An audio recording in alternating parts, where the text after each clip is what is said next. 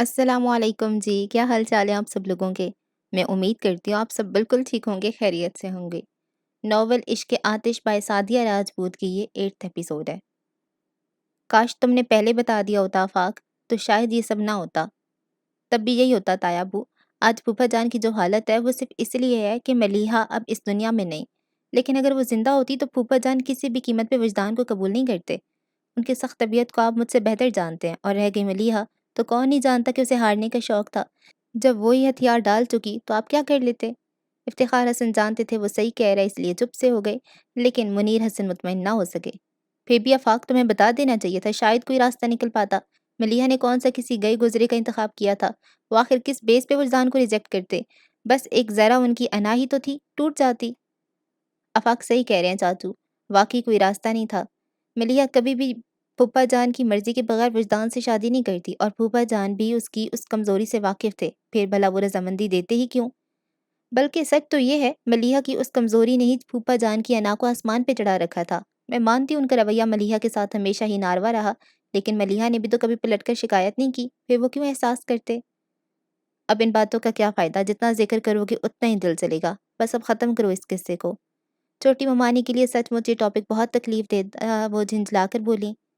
آفاق مجھے وجدان کے پاس لے جاؤ، نہ جانے کس حال میں ہوگا۔ افتخار حسن فکر مند سے ہو گئے تھے، آفاق ان کی طرف دیکھ کر رہ گیا۔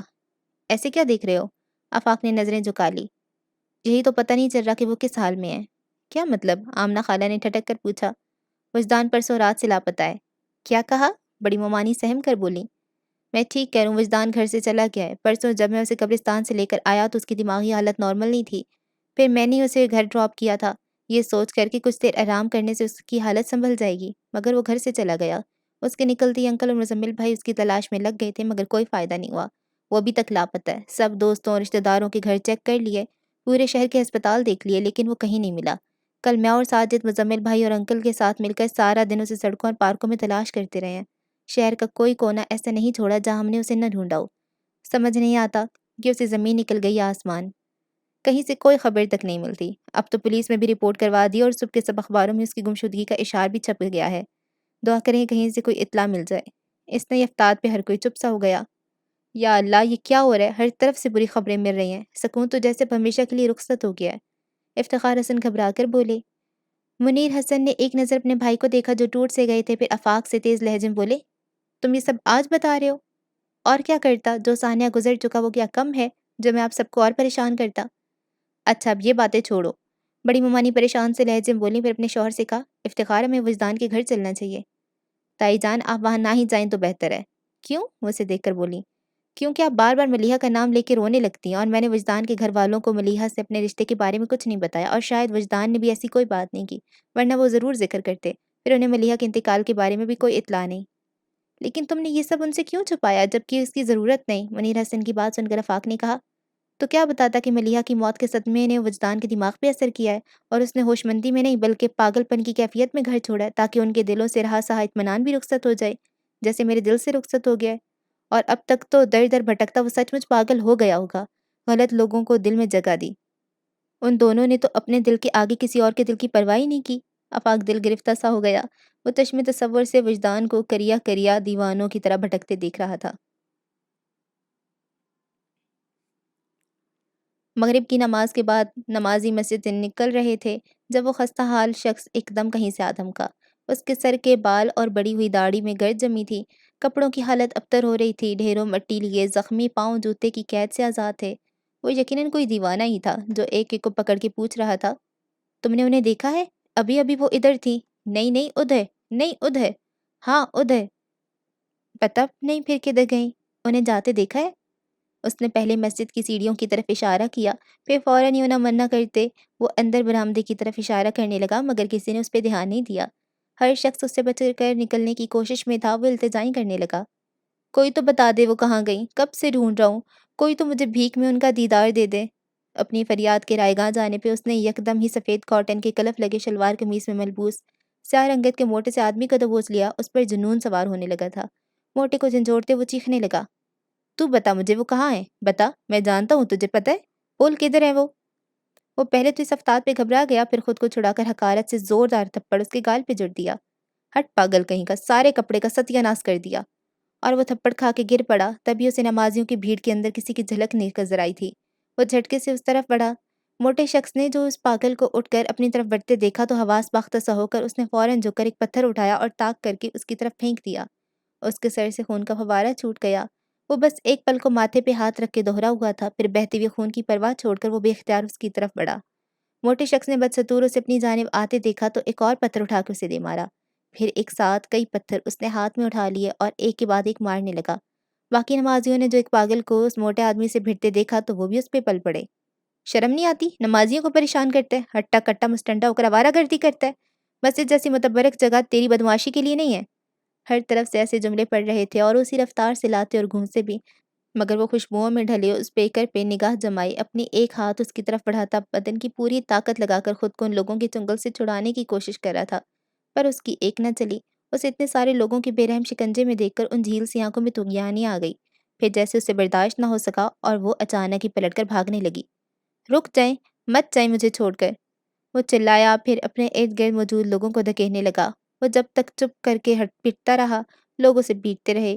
اب جب وہ انہیں دھکے مار کر خود کو چھڑانے لگا تو سب اسے چھوڑ کر خوف زدہ سے پیچھے ہٹ گئے اور وہ اس کے پیچھے بھاگا جو نظر سے اوجھل ہوتی جا رہی تھی۔ پھر بھاگتے بھاگتے اسے پتھر سے ٹوکر لگی اور وہ منہ کے بل زمین پہ گر پڑا۔ اس کے دانتوں سے خون نکل آیا تھا۔ اس نے سر اس کی طرف دیکھا جدھر وہ گئی تھی، پھر گھبرا کر چاروں طرف نظر گھمائی لیکن وہ اسے کہیں نظر نہیں آئی۔ بے بسی کے احساس سے اس کی آنکھیں برسنے لگیں۔ اوندھے منہ لیٹے اس نے سر اٹھا کر آسمان کو دیکھا اور فریاد کی صورت پکارا، یا اللہ! لوگ ہنس رہے تھے، بچے پاگل پاگل کی صدائیں لگاتے تالیاں بجا رہے تھے اور وہ زمین پر پوری طاقت سے ایک ہاتھ کا مکہ بنائے زمین کو پیٹ پیٹ کر اپنے ہاتھ زخمی کر رہا تھا۔ دھول اڑ اڑ کر اس پہ چہرے پہ پڑ رہی تھی اور وہ کرب سے چلاتا جا رہا تھا۔ قریب ہی ایک دکان کے باہر کھڑا شخص اس تماشے سے محظوظ ہوتا اپنے سامنے کھڑے آدمی سے بولا، دیکھو یار کیا تماشا چل رہا ہے۔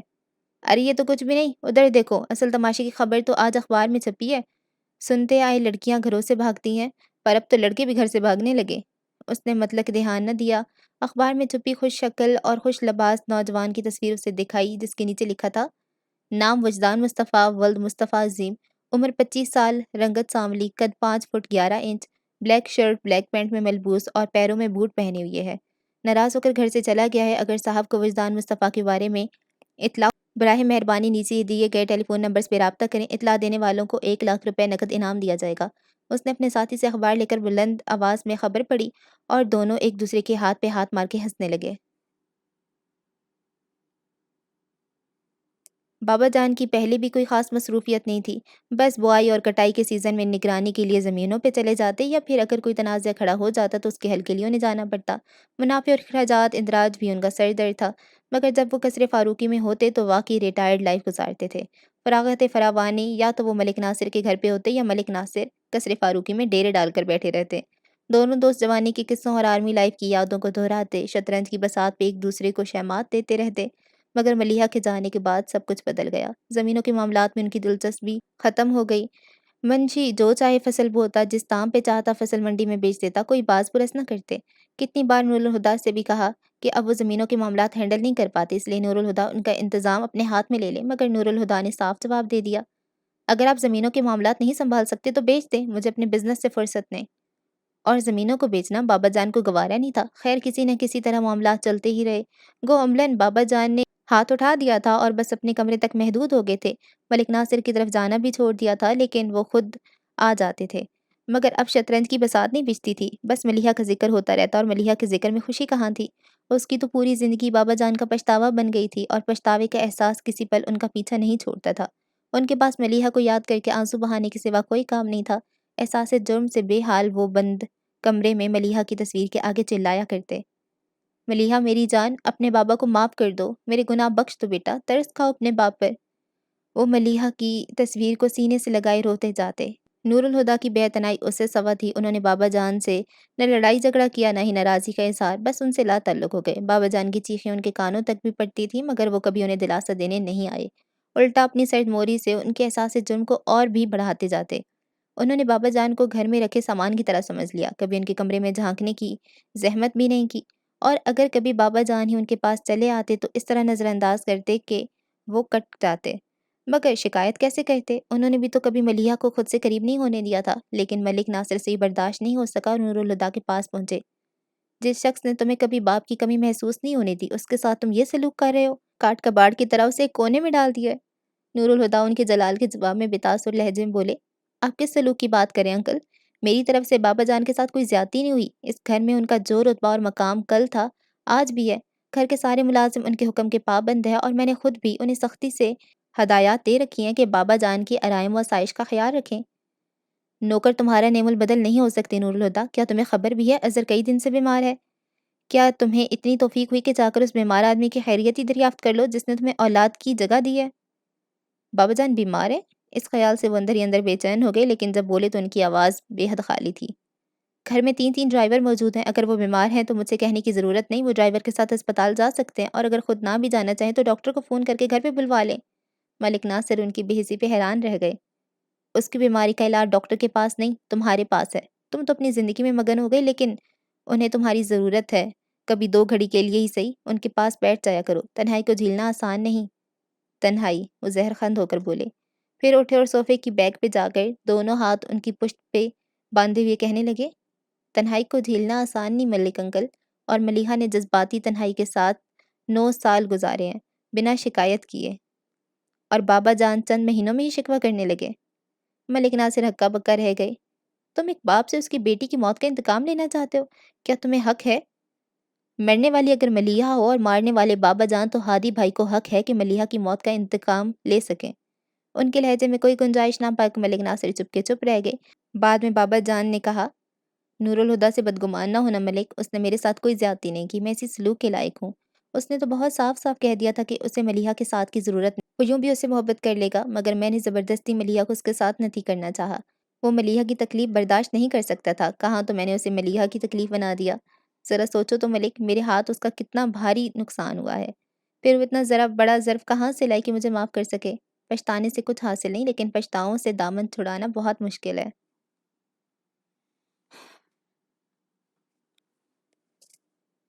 صوبہ پنجاب کے دور دراز علاقے میں سرحدی پٹی کے بالکل قریب واقع پسماندہ گاؤں چنگ و آبادی محض چند 100 نفوس پہ مشتمل تھی۔ مولوی عبدالخالق کا شمار اس چھوٹی سی آبادی کے معززین میں ہوتا تھا۔ مولوی عبدالخالق گاؤں کے مؤذن تھے اور جماعت کی امامت بھی ان کے فرائض میں شامل تھی۔ انہوں نے گاؤں والے عقیدت سے بڑے امام صاحب کہتے تھے۔ مولوی عبدالخالق سے پہلے ہی اذان اور نماز پڑھایا کرتے تھے۔ بڑے امام صاحب دیندار آدمی تھے، لیکن انہوں نے دنیا کا دامن بھی نہیں چھوڑا تھا اور حسن بخوبی دین اور دنیا میں توازن قائم رکھتے تھے۔ انہوں نے اپنی پوری زندگی گزار دی۔ اپنے بیٹے کی تربیت بھی انہوں نے انہی خطوط پر کی۔ پیش امام کی ذمہ داری سنبھالنے سے پہلے وہ لاہور سے گریجویشن کر چکے تھے۔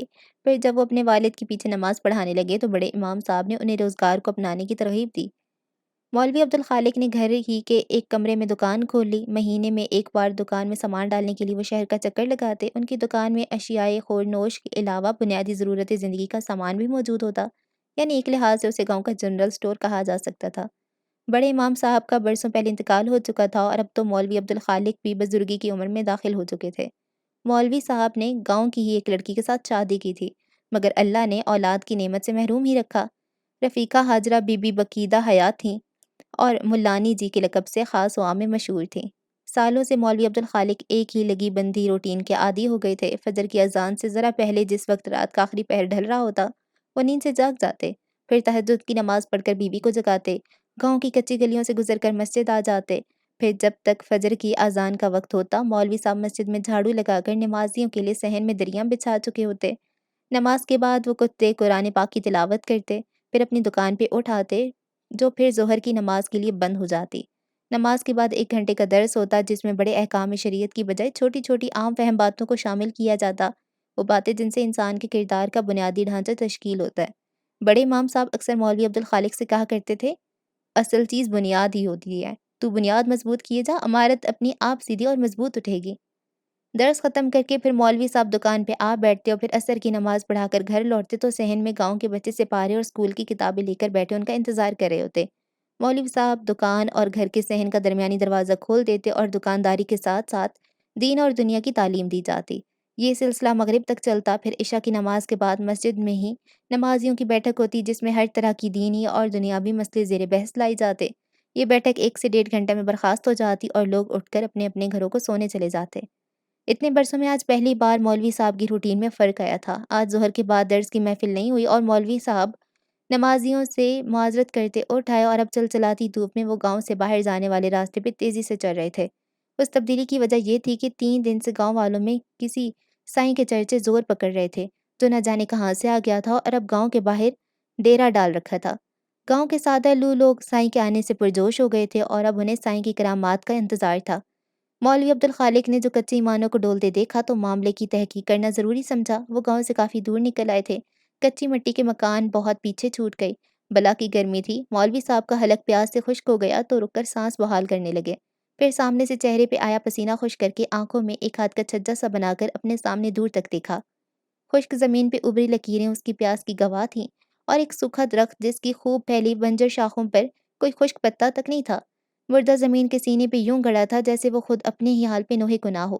دور تک پھیلا نیلا آسمان ایک دم صاف تھا جس پہ سورج پیلے رنگ کے تھال کی مانے دہک رہا تھا۔ تحد نگاہ پھیلے اس منظر کی ویرانی کو اور بھی گہرا کر رہا تھا۔ وہ اکلوتا زیرو جو اس سوکھے درخت کے چھاؤں میں بیٹھا تھا، اس کے سیاہ کپڑوں پہ مسافتوں کی گرد جمی تھی، سر کے بال لمبے اور گرد آلود تھے، بے ترتیب داڑھی جھاڑ کی مانند لگ رہی تھی۔ اس کا ایک ہاتھ زمیں پہ بچھی ٹانگ کی ران پر تھا جبکہ دوسرا موڑ کر کھڑی کی ہوئی ٹانگ کے گھٹنے پر، سر پیچھے تنے سے ٹکا کر آنکھیں بند کی وہ تپتی زمین پہ اتنے سکون سے بیٹھا تھا جیسے صدیوں سے اسی حال میں ہو اور صدیوں اسی عالم میں گزار دے گا۔ اس کے چہرے کے مبہم نقور سے کرب و اذیت کی عجیب سی کیفیت جھلک رہی تھی۔ مولوی عبدالخالق نے بے ساختہ جھرجھری لی اور اس کی طرف چلنے لگے۔ درخت کے پاس پہنچ کر مولوی صاحب نے کچھ توقف کیا، پھر پکارا، بھائی، اور اسے منتظر نگاہوں سے دیکھنے لگے کہ آنکھیں کھول کر ان کی طرف دیکھے گا، مگر اس کی پلکوں میں تو لرزش نہیں ہوئی۔ مولوی صاحب نے دوبارہ اسے مخاطب کیا، کون ہو بھائی، کہاں سے آئے ہو؟ اس نے کوئی جواب نہیں دیا بلکہ ایسے بیٹھا رہا جیسے کوئی آواز سنی ہی نہ ہو۔ مولوی صاحب انتظار کرتے رہے، پھر کہا، یہاں کے تو نہیں لگتے، پھر وہ کیا خواہش ہے جو تمہیں یہاں تک کھینچ لائی ہے؟ وہ اس کے پراگندہ لباس پر ایک نظر ڈال کر ہی سمجھ گئے تھے کہ وہ یہاں کا نہیں ہے، تو پوچھ لیا۔ وہ آنکھیں کھولے بغیر بولا، بتا بھی دوں تو کیا کر لے گا؟ جو بھی میرے بس میں ہوا۔ مولوی صاحب نے اس کے سامنے زمین پہ بیٹھتے بولے تو اس کی آنکھیں کھول دیں، مگر انہوں نے نہیں دیکھا اور آسمان پہ نظریں جمائے کہنے لگا، ایک مدت خواہش کے پیچھے بھاگا ہوں لیکن اب خواہش سے بھاگتا پھر رہا ہوں، مگر وہ ہیں کہ جان نہیں چھوڑتی۔ پھر اس نے ایک دم مولوی صاحب کو دیکھا، تو کوئی ایسی جگہ جانتا ہے جہاں میں خواہش سے جا پہنچوں؟ مولوی صاحب نے اسے مترحم نظروں سے دیکھتے ہوئے کہا، او جھلیا، بندہ خواہش کا گھر ہے، یہ باہر کھلی نہیں ہوت پھرتی، آدمی کے اندر چھپ کے بیٹھ جاتی ہے اور تو اپنے اندر سے چھینا چاہتا ہے، اندر کو خود سے قریب نہ سمجھ۔ وہ تنبیہ کے انداز میں بولتا انہیں اپنی سرخ آنکھوں سے گھورنے لگا، یہ چل دیتا ہے، تو دیکھے گا تو قریب لگے گا، ہاتھ بڑھائے گا تو کچھ ہاتھ نہیں آئے گا۔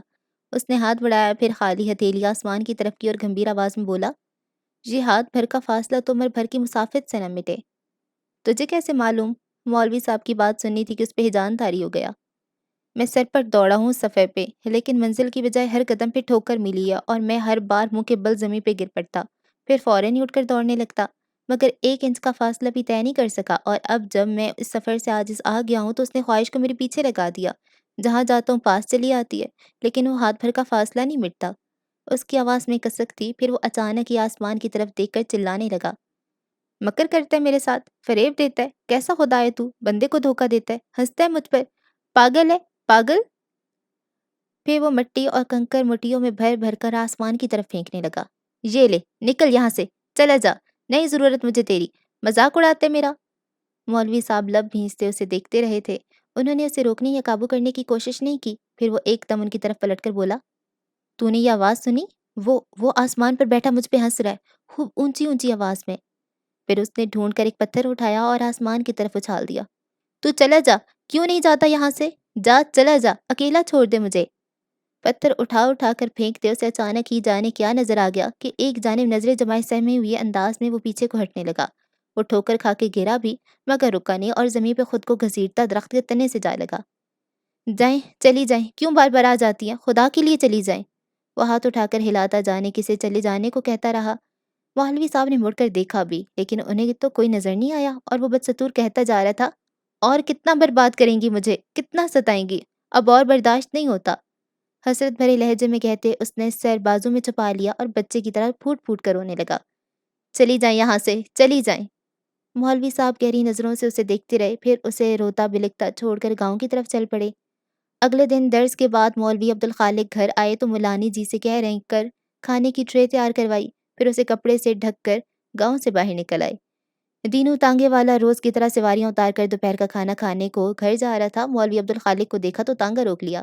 سلام مولوی صاحب۔ وعلیکم السلام۔ گھر جا رہے ہو علم دین؟ وہ مؤدب انداز میں بولا۔ جی مولوی صاحب، پر آپ کا ارادہ کدھر کو ہے؟ حکم ہو تو چھوڑاؤں؟ اس کی پرخلوص پیشکش کے جواب میں مولوی عبدالخالق مسکرائے اور کہا، کیوں زحمت کرتے ہو بھائی؟ میں تو بس جو گاؤں کے باہر آ کر کھڑا ہے اسے کھانا دینے جا رہا ہوں۔ سائیں کی بات کر رہے ہیں؟ اس نے پھر کہا۔ بولا، لیکن وہ تو چلا گیا۔ چلا گیا؟ مولوی صاحب حیرت سے بولے، کہاں چلا گیا؟ وہ تو پتہ نہیں، پر کل شام سے اسے کسی نے نہیں دیکھا۔ مولوی عبدالخالق نے اس کی بات سنی، پھر خود کلامی کرتے ہوئے بولے، حیرت ہے، مسافر کا سفر زنجیر کرنے کا وقت آ گیا اور وہ ابھی تک بھاگتا پھر رہا ہے۔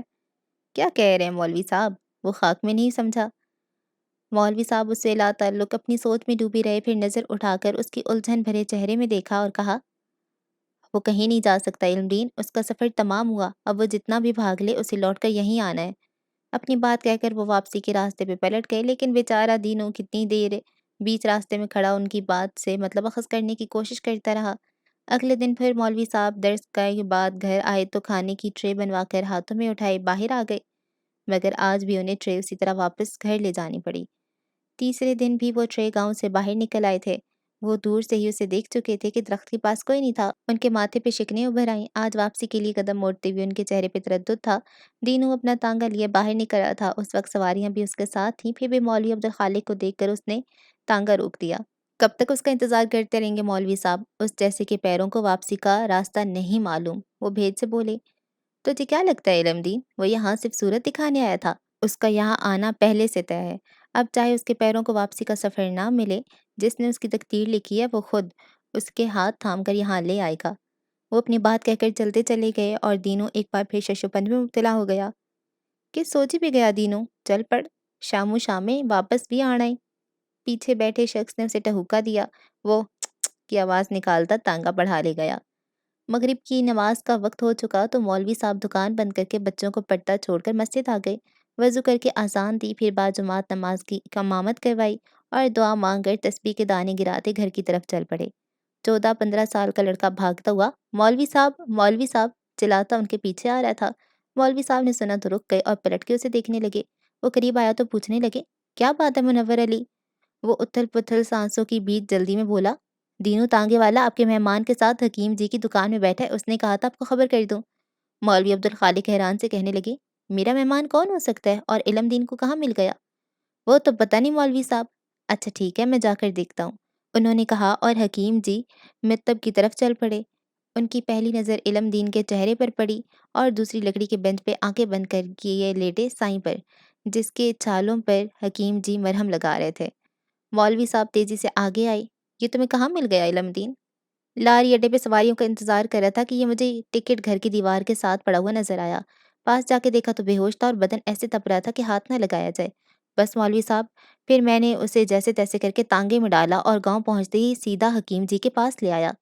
یہ تم نے بہت اچھا کیا، وہ اس کے چہرے کو دیکھتے ہوئے علم دین سے بولے، جو سادہ سے جملے پر ہی پھول کر کپا ہو گیا۔ پھر اس کے بہت کہنے کے باوجود بھی مولوی عبدالخالق نے اس سے حکیم جی کی فیس ادا نہیں کرنے دی اور خود اپنی جیب سے پیسے نکال کر گلک پہ بیٹھے شخص کو تھما دیے۔ یہ دوا 3 ٹائم سے کھلا دینا۔ چلتے ہوئے حکیم جی نے پڑیوں میں بند صفوف انہیں دے کر کہا۔ مولوی صاحب نے پڑیا لے کر انہیں سلام کیا، پھر عیسائی کو بے ہوش کی حالت میں اٹھا دینوں کے تانگے میں ڈالے اپنے گھر لے آئے۔ شام کے سائے گہرے ہونے لگے تھے اور اندھیرا پھیلنے لگا۔ مولوی عبدالخالق اندر سے چھوٹا سا ٹیبل اٹھا کر لے آئے اور اس کے سرہانے رکھ کر مٹی کے تیل سے جلنے والا لیمپ روشن کر کے ٹیبل پہ رکھ دیا۔ ملانی بھی صورتحال کا جائزہ لینے کے لیے باہر آ گئیں۔ یہ کسے اٹھائے لائے مولوی صاحب؟ انہوں نے اس مفوق الحال شخص کو دیکھا اچنبے سے سوال کیا۔ یہ ہمارا مہمان ہے۔ حلیے سے تو پاگل لگتا ہے، وہ فوراً بولی، پر باتوں میں سے آنا ہے، ہوش میں آئے گا تو خود دیکھ لینا۔ پر یہ ہے کون؟ وہ لج کر بولی تو مولوی صاحب جھنجھلاہٹ کے باوجود تحمل سے بولے، او کرموں والی، کہا نا مہمان ہے، اب زیادہ سوال مت کر اور جا کر ٹھنڈے پانی کی پٹیاں رکھ کے انتظام کر، بیچارے کا جسم جہنم بنا ہوا ہے۔ اس کے ماتھے پہ ہاتھ رکھ کے ٹمپریچر چیک کرتی ہوئے فکرمندی سے بولے۔ مولانی جی نے پھر کوئی سوال نہیں کیا اور ایک کٹورے میں پانی لے کر کسی پرانے کپڑے کو کاٹ کر اس کی پٹیاں بناتی مولوی صاحب کے پاس لے آئیں۔ मौलवी साहब ने कटोरा उनके हाथ लेकर टेबल पे रखा, फिर बड़ी मोहब्बत से उसके माथे पे पट्टियाँ रखने लगे। पूरी रात मुस्तकिल मिजाजी से साईं के माथे पे पट्टियाँ रखते रहे। कुछ देर का ब्रेक आया तो भी इशा की नमाज के लिए, मगर आज के बाद उन्होंने बर्खास्त कर दी। वो कभी उसके माथे पे गीलियाँ पट्टियाँ रखते, कभी तौलिया भिगोकर उसके पैरों के नीचे आ बैठते। पाँव के छाले पैर में फिसलने की इजाज़त नहीं देते थे। वो गीला तौलिया उसके पैरों की गिर्द नमी लपेट कर हल्के हाथ से धीरे-धीरे दबाते जाते कि शायद इस तरह उसके तंदूर की तरह जलते जिस्म को राहत मिल जाए। फजर की नमाज के बाद मौलवी साहब तस्बीह पढ़ते हुए घर की तरफ चले आ रहे थे। गली में मुड़ते देख चुके थे कि लकड़ी का दरवाज़ा भरा हुआ था, मगर वो जानते थे कि दरवाज़ा अंदर से मुकफ़्फ़ल नहीं होगा। दिन में उस दरवाजे पे कभी कफ़ल नहीं चढ़ा। ये भी बड़े इमाम साहब की नसीहत थी। अपने दरवाज़ों को बंद करके हाजतमंदों की खुददारी का मज़ाक ना उड़ाओ कि वो दरवाज़ा बजाकर गली में खड़े होकर तुमसे आनत की दरख्वास्त करें, बल्कि चौखटों को खुला रखो ताकि वो सीधा अंदर चले आएँ और बेकसी का हाल किसी दूसरे पे आश्कार ना करो। मौलवी अब्दुल खालिक ने दरवाज़ा खोलकर अंदर कच्चे सहन में पाँव रखा ही था कि उनके कानों में किराहने की आवाज़ आई। रात भर वो बेसुध रहा था, मगर अब नीम बेहोशी की हालत में सर को दाएँ-बाएँ गिरा रहा था। ये उसकी हालत में बेहतरी का इशारा था। मौलवी अब्दुल खालिक मुस्कुराते हुए उसके पास आए और झुक के उसके माथे पे हाथ रखे बुखार चेक करने लगे। बुखार का ज़ोर टूट चुका था। मुलानी जी पास आकर खड़ी हो गईं। थोड़ा बहुत होश तो आ ही गया है, अब कोशिश करके दवा भी खिला दें। वो उसे देखते हुए मुलानी जी से कहने लगे, दवा खाली पेट तो नहीं खिला सकता ना, पहले इसके खाने का बंदोबस्त कर। फिर कुछ सोचा और बोले, पता नहीं कब से इसके हलक में कुछ नहीं गया, खाना खा भी पाएगा या नहीं। एक काम कर हाजरा, थोड़ा सा दूध गर्म करके ले आ, उसमें चीनी भी डाल देना। जी मौलवी साहब। वो सहन के एक जाने बने बावर्ची खाने में आ गईं, जिसकी घिर चार दीवारी नापैद थी। एक ओपन किचन था जिसमें मौजूद मिट्टी का चूल्हा ओपलों की मदद से सुलगाया जाता था। नीम गर्म दूध को गिलास में डालने की बजाय उन्होंने दुपट्टे के कोने से डोलकर हैंडल पकड़कर उठा लिया और स्टील का गिलास लिए सहन में चली आईं। पाँव मारकर दूर रखी पीढ़ी को उन्होंने चारपाई के साथ किया, फिर पीढ़ी पर बैठकर डोल में से दूध हाथ में पकड़े गिलास में डालकर मौलवी अब्दुल खालिक को देखने लगी, जो साईं का शाना हिलाकर उसे उठकर बैठने का कह रहे थे। मगर वो यूं ही सर पटक पटक कर गिराता रहा तो मौलवी अब्दुल खालिक ने एक हाथ से उसका बाजू थामकर दूसरा हाथ उसकी गर्दन के नीचे देते हुए उसे उठाकर बिठा लिया। मौलवी अब्दुल खालिक धान पान से आदमी थे, फिर उम्र भी काफ़ी हो चली थी, जबकि साईं को देखकर ही पता चल जाता था कि 30 के आसपास होगा, मगर खाक नूरदीन ने उसके जिस्म से खास सारी ताकत निचोड़ ली थी। उसे उठाकर बिठाने में अब्दुल खालिक को बहुत ज़्यादा दिक्कत नहीं हुई। वो बैठ चुका तो मौलवी अब्दुल खालिक ने मुलानी जी के हाथ से गिलास लेकर उसके होंठों से लगाया, मगर नीम बेहोशी के बावजूद उसने गिलास हाथ मार के दूर कर दिया, जिससे दूध छलक के मौलवी साहब के हाथ और कपड़ों पे गिर पड़ा तो वो डपट कर बोले, तू भी झल्ला ही है। राज़िक से झगड़ा समझ में आता है, पर रिज़्क से क्या नाराज़ी? चल पी जा चुपचाप। उसने अपनी नीम गनूदा आँखों से उन्हें देखा, जिनमें सुर्ख दौड़े तैरे थे। उन आँखों की वहशतनाकी देखकर मुलानी जी तो घबरा ही गईं, मगर मौलवी अब्दुल खालिक ज़रा मुतासिर न हुए और कहा, ऐसे क्या घूरता है? चुपचाप इन्हें घूरता रहा। हालाँकि आँखों को मुस्तकिल खुला रखने के लिए उसे जदोजहद करनी पड़ रही थी। फिर भी थोड़ी-थोड़ी देर बाद उसकी पलकें झपक जातीं। ये ले, दूध पी, फिर दवा भी खानी है। उन्होंने एक बार फिर दूध का गिलास उसके होंठों से लगा दिया। इस बार उसने मज़ाहमत नहीं की, मगर कमज़ोरी इतनी थी कि एक-एक घूँट हलक से नीचे उतारने के लिए उसे हर बार दूसरा घूँट भरने से पहले तोक़ुफ़ करना पड़ता। जब वो पूरा गिलास खाली कर चुका तो मौलवी अब्दुल खालिक ने गिलास मुलानी जी को दे दिया और दूध डालने का इशारा किया। फिर गिलास उसके मुँह से लगाया तो उसने गिलास अपने हाथ में ले लिया। दूसरा गिलास पहले गिलास से कम वक़्त में ख़त्म किया। तीसरा गिलास भर कर उसे पकड़ाते हुए उन्होंने एक पुड़िया खोल के उसके हाथ में दे दी और कहा, ये दवा है, खा ले। उसने बिला चूं-चना किए वो पुड़िया हलक में झाड़कर चंद घूंट भरे, फिर गिलास वापस करके चायपाई पे गिर सा गया। वो पूरा दिन उस नीम बेहोशी की कैफियत में गुजरा। रात हुई तो अब्दुल खालिक ने अपनी चारपाई को उठाकर उसकी चारपाई के पास ले आए। इरादा था कि पिछली रात की तरह रात भर जाकर उसका ख्याल रखेंगे। आधी रात तक तो वो जागे, मगर इस उम्र में इतनी मुशक्कत की जिस्म इजाज़त भी तो नहीं देता, बल्कि अभी कल की थकन बाकी थी। तो वो कुछ देर कमर सीधी करने के इरादे से लेट गए, पर आँख लग गई। हस्बे आदत तहज्जुद के वक़्त आँख खुली तो हड़बड़ा कर उठ बैठे। गर्दन मोड़कर साईं की चारपाई पे नज़र डाली तो वहाँ कोई नहीं था। उन्होंने फ़ौरन बैरूनी दरवाज़े की तरफ देखा, चौखट खुला था। बड़ी पक्की ज़िद लगाई है, वो बड़बड़ाए, फिर उठकर दरवाज़ा बंद करके सहन में उस तरफ बढ़ गए जहाँ हैंडपंप लगा था और एक हाथ से पंप चलाते बाल्टी में वज़ू के लिए पानी जमा करने लगे। दोपहर में ज़ोहर की नमाज के बाद दर्स से फ़ारिग होकर वो घर लौटे तो गर्मी से बुरा हाल था। हालांकि सर पे पहनी टोपी के ऊपर उन्होंने साफ़ा भी लपेट रखा था, फिर भी लग रहा था जैसे दिमाग खौल रहा हो। घर में दाखिल होती ही उन्होंने आवाज़ लगाई, हाजरा एक गिलास पानी पिला दे। پانی لانے کا کہہ کر وہ رکے نہیں اور صحن کے آخر میں بنے 2 کمروں میں ایک میں گھس کر اندر چارپائی پہ بیٹھ گئے۔ بجلی کا تو کوئی وجود ہی نہیں تھا۔ وہ تکیے پہ رکھا پنکھا اٹھا کر ٹوپی اور صافہ سائیڈ میں رکھتے ہاتھ سے پنکھا جلانے لگے۔ چند لمحوں بعد ہی مولانی جی ہاتھ میں پانی کا گلاس لیے کمرے میں آ گئیں۔ انہوں نے مولانی جی کے ہاتھ سے گلاس لے لیا اور منہ تک بھی لے گئے، لیکن ہونٹوں سے نہ لگا سکے۔ کمرے کی ٹھنڈی نیم تاریک فضا میں بیٹھے انہیں اس کا خیال آ گیا جو اس تپتی دوپہر میں کھلے آسمان کے نیچے بیٹھا خود کو جھلسا رہا ہوگا۔ کیا بات ہے مولوی صاحب، آپ پانی کیوں نہیں پیتے؟ انہوں نے سوچ میں گم دیکھ کر انہوں نے ٹوکا تو مولوی عبدالخالق بڑبڑانے لگے، اسے بھی تو پیاس لگی ہوگی، اس کا بھی تو حلق سوکھتا ہوگا۔ کون مولوی صاحب، کس کی بات کر رہے ہیں؟ وہ ناسمجھی سے پوچھنے لگی، لیکن مولوی عبدالخالق جواب دیے بغیر باہر نکل آئے۔ مٹکے سے پانی جگ میں انڈیلا اور گلاس پکڑ کر دروازے سے نکل گئے۔ انہوں نے دور سے ہی اسے ٹن من درختوں کے سائے میں بیٹھے دیکھ لیا تھا۔ اطمینان کا سانس لیتے انہوں نے اپنی رفتار بڑھا دی۔ وہ سر جھکا کر بیٹھا، انگلی سے زمین پہ لکیریں کھینچ رہا تھا۔ جگ اور گلاس اس کے سامنے رکھتے وہ زمین پر بیٹھے تو اس کی تپش کا احساس ہوا۔ فوراً پیروں پر ہوتے ہوئے بھی انہوں نے اسے دیکھا جو اس جھلستی زمین پر اتنے اطمینان سے بیٹھا تھا جیسے ایئر کنڈیشنڈ روم میں مخملی نشست پہ بیٹھا ہو۔ اس نے سر اٹھا کے زحمت نہیں کی، بس پلکیں اٹھا کے ایک سرسری نظر ان پر ڈالی اور پھر سے اپنے مشغلے میں مشغول ہو گیا۔ صبح سے دوپہر ہو گئی، سورج سر پہ چڑھ آیا ہے، اس گرمی میں تو زمین خشک ہو جاتی ہے، تیرا حلق بھی سوکھ جائے گا، چل 2 گھونٹ پانی پی لے۔ انہوں نے بہت پیار سے اسے بلایا تھا مگر اس نے توجہ نہیں دی۔ او جھلیا، ظلم ہر حال میں برا ہے مگر اپنی ذات پہ بدترین ہے، کیونکہ اپنی ذات پہ روا رکھے جانے والا ظلم انسان کو بے حس بنا دیتا ہے، اور جو بے حس ہو جائے وہ انسان ہی رہتا، آدمی ہو جاتا ہے۔ صرف آدمی ہونے سے جانور ہونا بہتر ہے۔ اپنے مرتبے کو پہچان، صرف آدمی ہونا قبول مت کر۔ دل جلے انداز میں اسے سمجھاتے ہوئے انہوں نے پانی گلاس میں ڈالا اور گلاس ہاتھ میں لے کر اس کی طرف بڑھاتے ہوئے کہا، لے پکڑ اور خود پہ قہر نہ توڑ۔ اس نے ایک نظر ان کے بارش چہرے کو دیکھا، پھر ان کے ہاتھ میں پکڑے گلاس کو اور گلاس ان کے ہاتھ سے لے لیا، مگر اس میں سے پانی پینے کی بجائے ہاتھ اونچا کر کے گلاس کو اتنے غور سے دیکھنے لگا جیسے وہ اسٹیل کا گلاس کانچ کا ہو جس کے شفاف پہندے سے وہ پانی کا معائنہ کر رہا ہو کہ آیا پانی صاف بھی ہے یا نہیں۔ پھر اس نے بہت عجیب سی حرکت کی، آہستہ کسی گلاس الٹتے ہوئے اس نے سارا پانی زمین پہ گرا دیا۔ اس کے بعد گلاس نیچے رکھا اور اسی جگ سے پانی اٹھا کر پانی گلاس میں ڈالنے لگا۔ اس کے بعد گلاس کو اسی طرح اونچا کر کے زمین پہ گرا دیا اور پہلی حرکت دہرانے لگا۔ پھر تیسری بار اس نے جگ کی طرف ہاتھ بڑھایا تو مولوی صاحب چپ نہ رہ سکے۔ یہ تم کیا کر رہے ہو؟ آرزو کو خاک کر رہا ہوں، وہ ان کی طرف دیکھ کر بولا، پھر دوسرے ہاتھ میں گلاس اٹھا کر ان کی آنکھوں کے سامنے کرتے ہوئے کہا، یہ جستجو کا برتن ہے اور انسان اس برتن کو آرزو سے بھر دیتا ہے۔ اس نے بولتے ہوئے گلاس پانی سے لبالب بھرا، مگر آرزو کی قسمت میں تکمیل نہیں، آرزو کی تقدیر خاک ہو جاتی ہے اور جستجو کا برتن خالی رہ جاتا ہے۔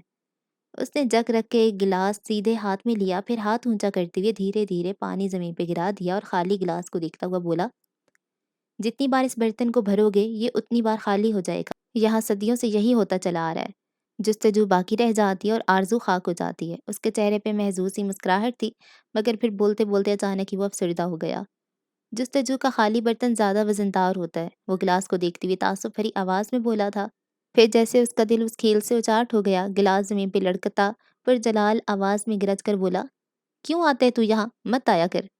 مولوی صاحب ذرا متاثر نہ ہوئے اور گہری نگاہوں سے اس کے بگڑے ہوئے چہرے کو دیکھتے رہے، پھر گمبھیر لہجے میں بولے، باہر کی آگ بس اسے نہیں جلاتی جس کے اندر آگ لگی ہو، تیرے اندر کون سی آگ ہے؟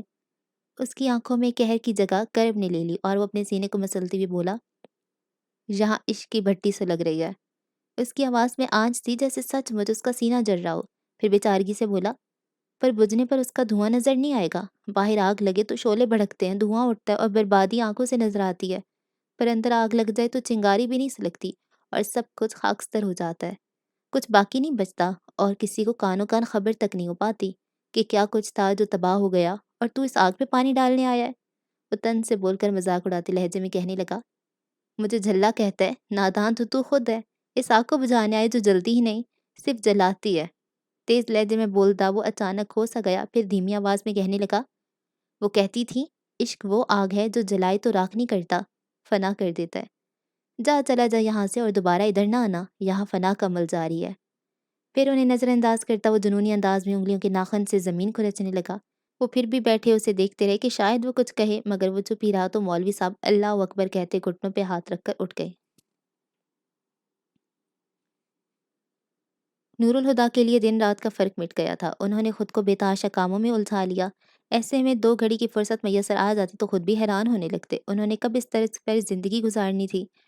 اس تیز رفتاری سے ہی گھبرا کر وہ لندن سے پاکستان آئے تھے، اور اب لگتا تھا وہ آنکھوں پہ پٹی باندھے اندھا دھند دوڑتے چلے جا رہے ہیں۔ کدھر ہیں اور کہاں جا رہے ہیں؟ کچھ خبر نہیں۔ ابھی گارمنٹس فیکٹری ڈھنگ سے اسٹیبلش بھی نہیں ہوئی تھی، وہ ٹیکسٹائل کے بزنس میں بھی آ گئے، اور اب وہ ایکسپورٹ کے لیے پر تول رہے تھے۔ کارپوریٹ سیکٹر میں لوگ کہنے لگے تھے نور الہدا فاروقی ایک ہی جس میں سب پار کر لینا چاہتا ہے۔ کون جان پاتا کہ یہ جو سودا انہیں چین نہیں لینے دیتا وہ تو کچھ اور ہی ہے۔ وہ تو خود ان یادوں سے بچانا چاہتا تھا جو ہر لمحہ ان کی گھات میں رہتی تھی۔ گھر سے باہر تو فرار کے کئی راستے تھے، مگر گھر میں قدم رکھتی ان کی یادیں انہیں نرغے میں لے کر بے بس کر دیتی تھی۔ گھر لوٹنے کا خیال ہی انہیں خوفزدہ کر دیتا۔ وہ خود کو بے نام مصروفیتوں میں الجھائے رکھتے، مگر گھر تو لوٹنا ہی پڑتا۔ انہوں نے انٹرنس کا دروازہ کھول کر اندر قدم رکھنا ہی تھا کہ نظر نہ چاہتے ہوئے بھی لاؤنج کے صوفے پہ ٹک گئی، اور اس کی یادوں نے ان کی آنکھوں پر ملیحہ کا عکس کا پردہ ڈال دیا۔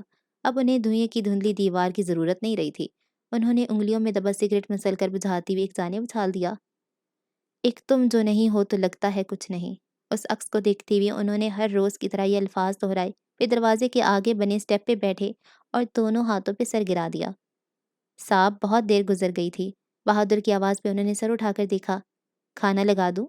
انہیں خوش دیکھ کر بہادر نے پوچھا۔ وہ کہنا چاہتے تھے کہ انہیں بھوک نہیں ہے، پھر خیال آیا بھوک تو سب بھی نہیں تھی، پر انہوں نے ناشتہ کیا تھا، کل رات کا کھانا بھی بھوک کے بغیر ہی کھا لیا تھا، بلکہ ملیحہ کے انتقال کے بعد ان کی بھوک پیاس ہی مر گئی تھی۔ اب بھوک لگنے پر نہیں، گھڑی دیکھ کر کھانا کھاتے تھے، اور صرف بھوک کا کیوں، ان کا تو ہر احساس مر گیا تھا، بلکہ کبھی کبھی وہ تو محسوس کرنے لگتے جیسے وہ بھی مر گئے، مگر وہ پھر بھی جیے جا رہے تھے۔ کھانے کا وقت ہوتا تو کھانا کھا لیتے، رات ہو جاتی تو آنکھیں بند کر کے بستر پہ لیٹ جاتے۔ نیند آئے نہ آئے کیا فرق پڑتا ہے، زندگی کو تو خود پر فرض کیسے کرتے ہیں، یہ تو نور الہدا نے اب جانا تھا۔ لگا دو، کچھ توقف کے بعد انہوں نے یوں سوچ کر جواب دیا تھا جیسے بہادر نے کوئی مشکل سوال پوچھ لیا ہو۔ وہ اٹھ کر فریش ہونے اپنے کمرے میں چلے گئے۔ فریش ہو کر کپڑے تبدیل کرنے کے بعد وہ ڈائننگ روم میں چلے آئے۔ بہادر بڑی خوشی سے کھانا لگاتا رہا تھا۔ کیا بات ہے بہادر صاحب، آج کل کھانا کم کھا رہے ہیں؟ وہ پہلے جیسی بشاشت سے بولے۔ بہادر نے ہاتھ روکا کر چھمبے سے انہیں دیکھ کر کہا، نہیں تو پھر تمہاری آواز کیوں کم نکلتی ہے؟ میں تو سمجھا تھا توانائی کے اسراف سے پرہیز کر رہے ہو، اور تمہارے بولنے کی رفتار سے تو ملیحہ جیسی کول مائنڈڈ لڑکی بھی غصے میں آ جاتی تھی۔ ملیحہ کا ذکر کرتے ہوئے بھی ان کا لہجہ سرسری سا تھا، لیکن بہادر ملیحہ کا نام سن کر ہی اداس ہو گیا تھا۔ اسی لیے تو بولتا تھا صاحب، شرارت کرتا تھا ان سے، اور بی بی صاحب بھی جانتی تھی، پھر بھی کبھی مذاق کرنے سے نہیں روکا۔ بہت اچھی تھی وہ، مجھے بہت یاد آتی ہیں۔ پھر خیال آتا ہے ہم تو نوکر ذات ہیں، کرنل صاحب کی تو بیٹی تھی، وہ انہیں کتنا یاد کرتے ہوں گے، ہر وقت تو بی بی صاحب کی تصویر دیکھ کر روتے رہتے ہیں۔ ملک صاحب اتنا سمجھاتے ہیں، صبر کرنے کو کہتے ہیں، پر صبر بھی تو ایک دم سے نہیں آ جاتا۔ ایک ہی تو اولاد تھی ان کی، وہ بھی نہیں رہی، ان کے دل پہ جو گزرتی ہوگی وہ تو وہی جانے۔ اماں کہتی ہیں اولاد کا دکھ قبر تک ساتھ جاتا ہے، اللہ ان کے حال پہ رحم کرے۔ اس نے جھرجھری لی اور کانوں کا ہاتھ لگانے لگا۔ اپنے آگے رکھے کھانے کو گھورتے نور الہدا کے اندر کی بے چینی کو بہادر نے انجانے میں ہی ہوا دی تھی۔ بہادر؟ جی صاحب؟ وہ برتن رکھ کر کچن میں جا رہا تھا، نور الہدا نے اس کا نام پکارا تو پلٹ آیا۔ بابا جان نے کھانا کھایا تھا؟ نہیں صاحب، وہ تو صبح سے دروازہ بند کر کے بیٹھے ہیں، دروازہ بجانے پر بھی نہیں کھولا، کھانا کیا کھائیں گے؟ ان کی بے چینی پریشانی میں بدل گئی۔ تم نے مجھے پہلے کیوں نہیں بتایا؟ اسے سرزنش کرتے نور الہدا فوراً اٹھ گئے، لیکن بابا جان کے دروازے کے باہر کھڑے وہ دستک کے لیے ہاتھ اٹھا نہیں پائی۔ پیچھے ہٹتے ہوئے انہوں نے بہادر کو اشارہ کیا۔ اس نے آگے آ کر دروازہ بجانے کے ساتھ ہی آواز لگائی، دروازہ کھولیے کرنل صاحب۔ مگر دروازہ کھلا نہ ہی اندر سے آواز آئی۔ پھر اس نے دستک دی، دروازہ کھولیے۔ اس بار بھی جواب نہیں آیا۔ نور الہدا کی پیشانی پہ سلوٹیں ابھر آئیں۔ بہادر جاؤ اور کمرے کی چابی لے کر آؤ فوراً۔ وہ سر ہلا کر چابی لانے چلا گیا۔ نور الہدا نے پریشانی میں ہی دروازے کے آگے 2-3 چکر کاٹے، پھر مضطرب ہو کر دروازہ بجا ڈالا۔ بابا جان دروازہ کھولیں۔ ملیحہ کی ڈائری کو سینے سے لگائے راکنگ چیئر پہ نیم دراز بابا جان سکتے کسی حالت میں آتش دان کے اوپر لگی ملیحہ کی تصویر کو دیکھے جا رہے تھے۔ بہادر کے دروازہ بجانے اور پھر دروازہ کھولنے کے لیے کہتی ہوئی اس کی آواز سن کر بھی ان کے جسم میں کوئی رد عمل نہیں ہوا۔ کچھ پل کے وقفے کے بعد دوبارہ دستک ہوئی، ساتھ نور الہدا کی آواز بھی سنائی دی، نور الہدا۔ ان کے جسم میں کرنٹ دوڑ گیا تھا۔ ملیحہ کی ڈائری کو سنبھال کر تیزی سے اٹھے اور دروازہ کھول دیا۔ ملیحہ کی موت کے بعد آج نور الہدا دوسری بار ان کے دروازے تک آئے تھے۔ بابا جان ایسے ان کی طرف دیکھ رہے تھے جیسے بیٹا پردیس سے لوٹا ہو۔ آؤ بیٹا اندر آ جاؤ۔ اندر آنے کو کہتے ہوئے انہیں راستہ دینے کے لیے سامنے سے ہٹ گئے۔ انہیں اپنی طرف بےتابی سے دیکھتا پا کر نور الہدا کا دل بھی پگھلنے لگا تھا۔ انہیں اس کے سوا اور کچھ یاد نہیں رہا تھا کہ وہ تو باپ کے سائے سے بھی محروم ہو گئے تھے، مگر بابا جان نے ان کی زندگی میں اس محرومی کو ٹکنے نہیں دیا۔ ان کا جی چاہا کہ بابا جان سے لپٹ جائیں کہ تبھی وہ نور الہدا کو راستے دینے کے لیے ان کے سامنے سے ہٹے تھے، اور ملیحہ کی تصویر نور الہدا کی آنکھوں کے سامنے آ گئی۔ پل بھر میں ان کے چہرے کے تاثرات بدل گئے۔ انہوں نے کمرے میں قدم نہیں رکھا، دروازے میں کھڑے کھڑے ہی انہوں نے نظروں کا زاویہ بدل کر بابا جان کو دیکھا۔ انہیں موت سے چند لمحے پہلے ملیحہ کی نم پلکوں کی لرزش یاد آ گئی تھی۔ بابا جان کی متورم آنکھوں پر انہیں رحم کیسے آتا؟ اپنی اس حالت کے لیے یہ خود ہی ذمہ دار ہیں۔ بابا جان کے تھکے ہوئے پجمردہ وجود پہ ایک نظر ڈال کر انہوں نے سوچا، یہ کیا بچوں جیسی حرکت تھی؟ وہ بولے تو آواز میں نرمی غائب تھی جو کبھی ان کے لہجے کی پہچان ہوا کرتی تھی۔ کیا تم جانتے ہو نور الہدا کہ کسی مجرم کو سزا دینے سے پہلے اس کا منہ کالا کر کے چوراہے پہ کیوں گھمایا جاتا ہے؟ ان کی بات سن کر بابا جان عجیب سے لہجے میں بولے تھے۔ کچھ پل وہ نور الہدا کی طرف کسی استفسار کے منتظر رہے، پھر کہا، کیونکہ اپنے ماتھے پر اپنے جرم کی سیاہی لے کر لوگوں کا سامنا کرنا سزا پانے سے بھی زیادہ کٹھن ہے۔ آپ کے پچھتاوے کسی چیز کا مداوع نہیں کر سکتے۔ ان کی بات پہ وہ تنفر سے بولے، جانتا ہوں، اور یہی احساس تو پچھتاوے کو اور بھی گہرا کر دیتا ہے کہ میں چاہے جان دے ڈالوں، میری بیٹی کی جان واپس نہیں آئے گی۔ وہ تکی ہوئے لہجے میں بولے، پھر ملتجیانہ انداز میں کہا، کیا تم مجھے معاف نہیں کر سکتے؟ نور الہدا سرد لہجے میں بولے، میری معافی ملیحہ کی معافی سے مشروط ہے۔ جائیے جا کر اپنی بیٹی سے معافی مانگے، اگر اس نے معاف کر دیا تو میں بھی معاف کر دوں گا۔ سر جھکائے بابا جان بے بسی کے انتہا پہ پہنچ گئے تھے۔ ایک بات اور، انگلی اٹھا کر نور الہدا کہنے لگے، برائے مہربانی آئندہ اس قسم کی حرکت کر کے مجھے پریشان مت کیجیے گا۔ پھر ان کا رد عمل دیکھنے کے لیے وہ رکے نہیں۔ ان میں اتنی ہمت بھی نہیں تھی کہ بابا جان کے کھنڈر ہوئے وجود کو ایک سیکنڈ بھی اور دیکھ پاتے۔ اپنے کمرے میں آ کر وہ چپل اتارے بغیر بیڈ پہ گر گئے اور آنکھیں بند کر لیں۔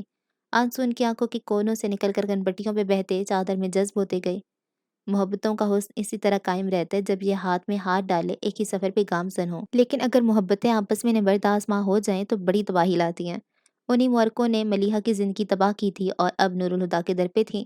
محبت کا سحر ہو یا قہر، بچ پانا آسان نہیں۔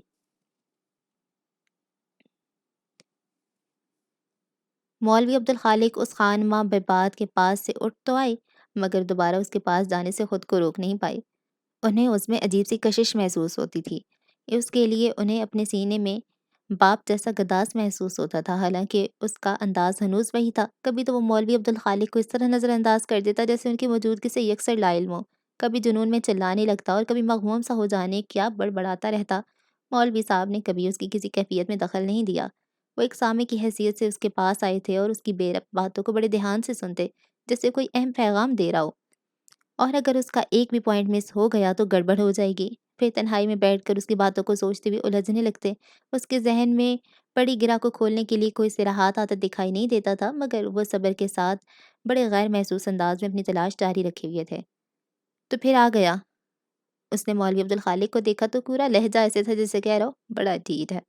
مولوی عبدالخالق اس کے لہجے کو محسوس کر کے مسکرائے، کیا کریں، دل لگ گیا تیرے ساتھ، جب تک 2 گھڑی تیرے پاس نہ بیٹھ جاؤں چین ہی نہیں پڑتا۔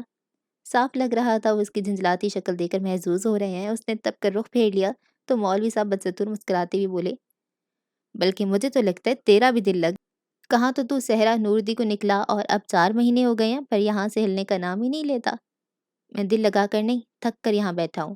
اس کے لہجے میں درد بولنے لگا تھا، سکون کی تلاش میں ذرا ذرا چھان مارا مگر وہ تو جیسے کائنات میں ناپید ہو گیا ہے۔ پھر تلاش کا کیا فائدہ جب سکون ڈھونڈنے سے بھی نہیں ملتا؟ جو چیز ڈھونڈنے سے نہ ملے مانگ لینی چاہیے۔ ایک مہرہ جوان کے ہاتھ آیا تو مولوی عبدالخالق نے بساط بچھانے میں دیر نہیں لگائی۔ کس سے مانگوں؟ اس نے پوچھا۔ ساتھ ہی ان کے متوقع جواب کو سوچ کر اس کی تیوریاں بھی چڑھ گئیں۔ اللہ سے۔ ان کے لہجے میں سکون تھا، اس کی آنکھوں میں آگ اگلنے لگی۔ جو مانگا وہ دیا نہیں، اب اور کیا مانگوں؟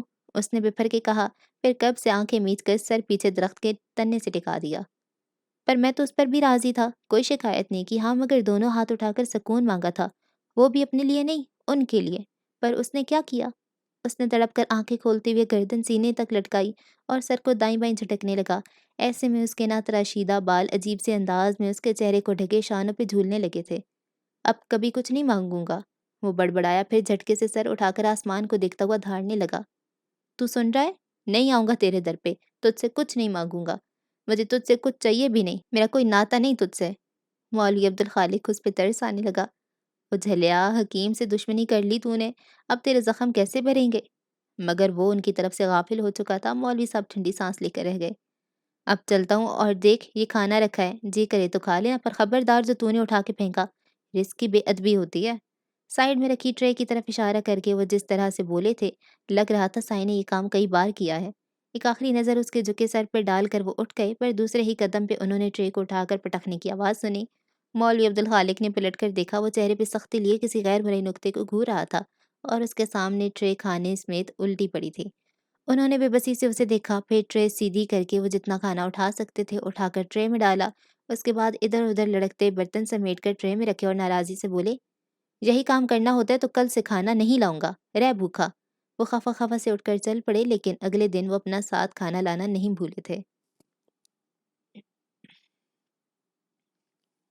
ملک کے ایک نامور اور بااثر بزنس مین اقبال یزدانی کی طرف سے پی سی کے لاؤنج میں زبردست ڈنر اہتمام کیا گیا تھا، جس میں شرکت کے لیے موصول ہونے والے دعوت ناموں کو شہر کی چوٹی کے بزنس اور پولیٹیشنز اپنے لیے اعزاز سمجھ رہے تھے، اور کون ہی جانا تھا ایلیٹ کلاس کے ڈنر اور پارٹیز میں موقع کو مناسب سے نہیں بلکہ موقع کی تلاش میں دی جاتی ہیں۔ نور الہدیٰ کو موقع کی تو نہیں مگر مصروفیت کی تلاش اب اکثر رہا کرتی تھی، اور آج تو وجہ بھی تھی۔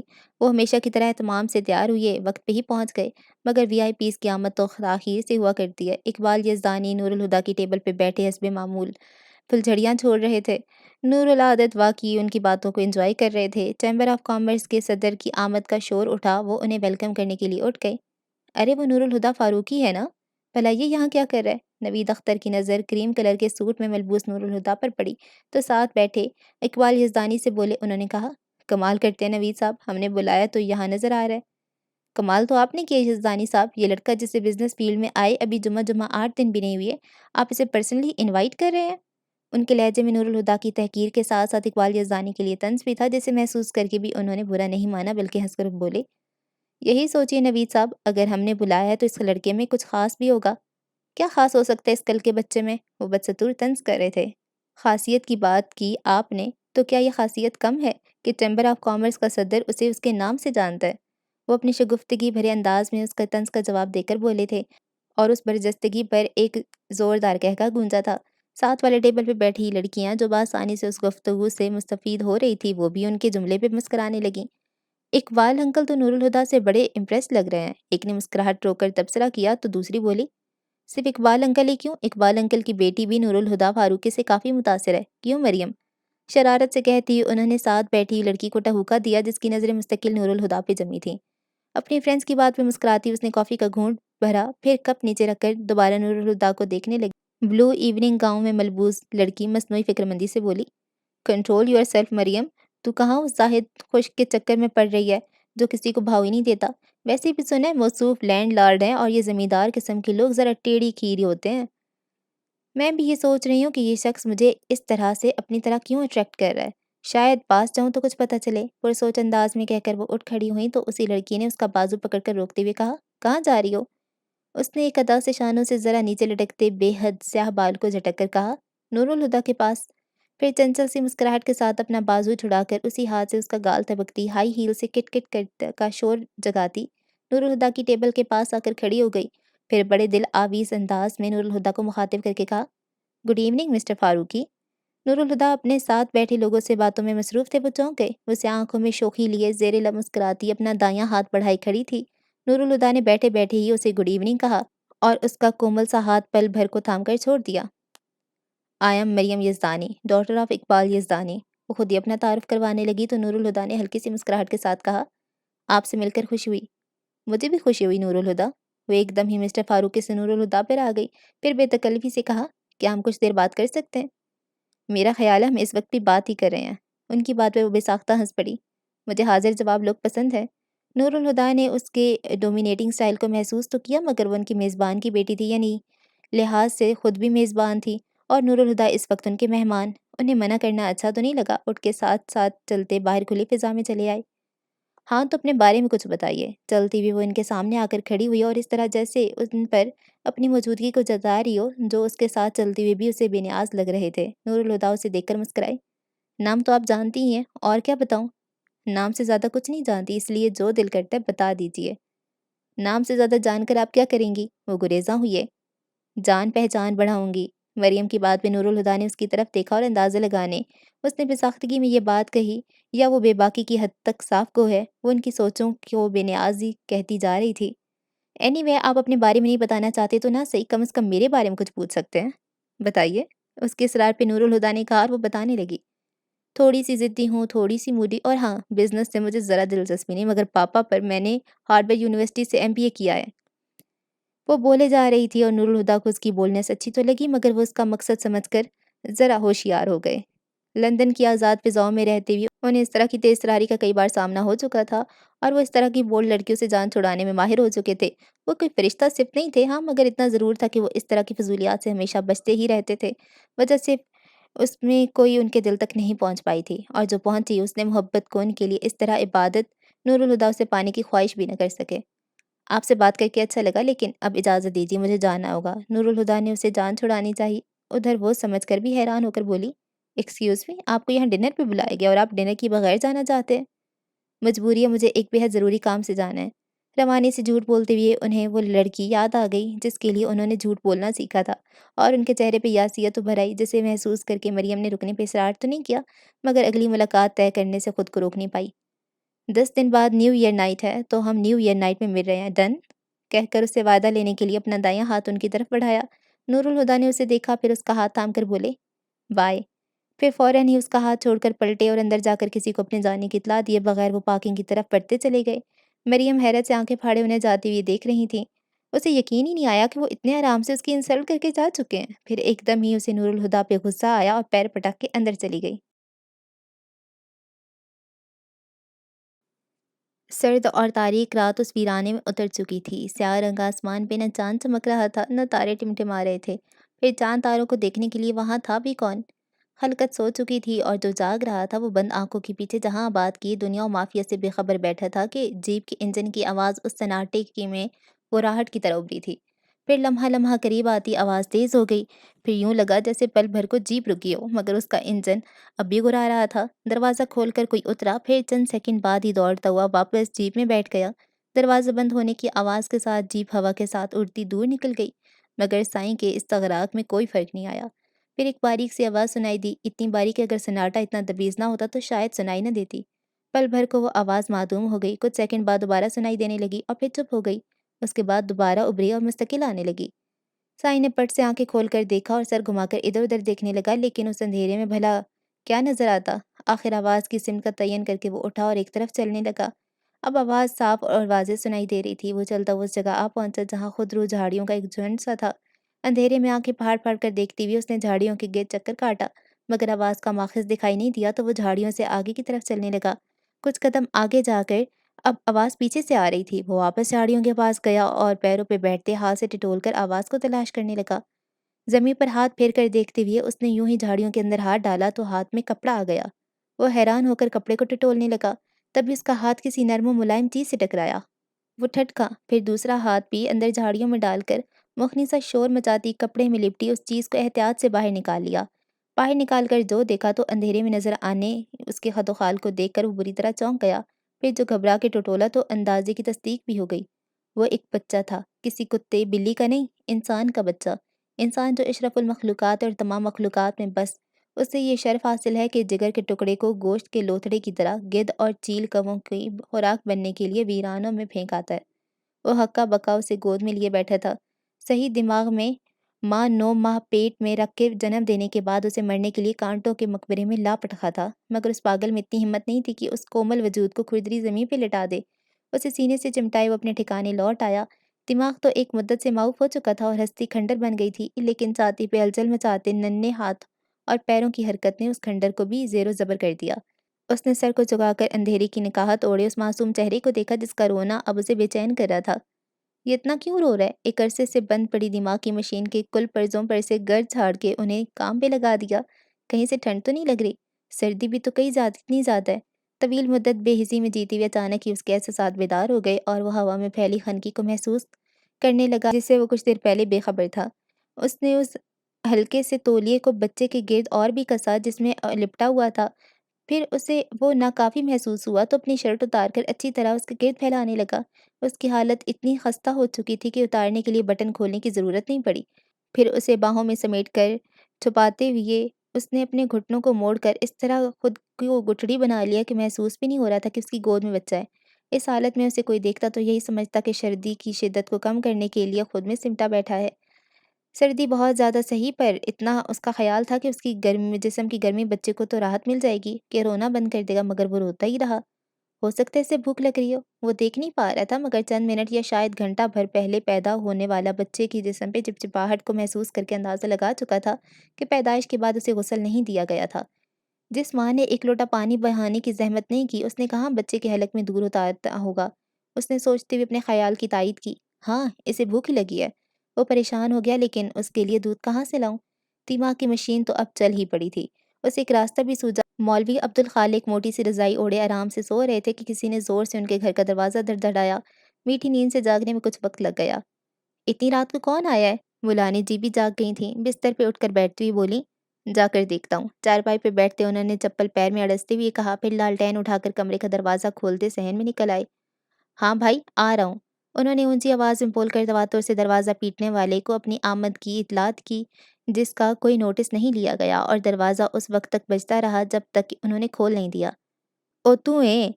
لالٹین کی روشنی میں آنے والے کا چہرہ دیکھ کر وہ حیرت سے بولے، پھر اس کا بازو پکڑ کر اسے اندر کرتے ہوئے بولے، چل اندر آ جا۔